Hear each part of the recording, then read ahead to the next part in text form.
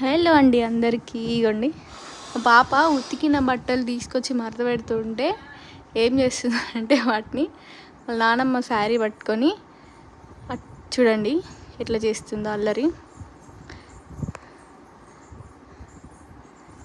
ఎక్కడికి తీసుకెళ్తున్నావు? అది పిండినది కదా, చూడండి అది తీసుకెళ్ళి అదంతా మొత్తం మేము ఇల్లు ఉడవలేదని చెప్పేసి ఇల్లు ఉడుస్తుంది అనమాట. అన్నీ కావాలని తొక్కి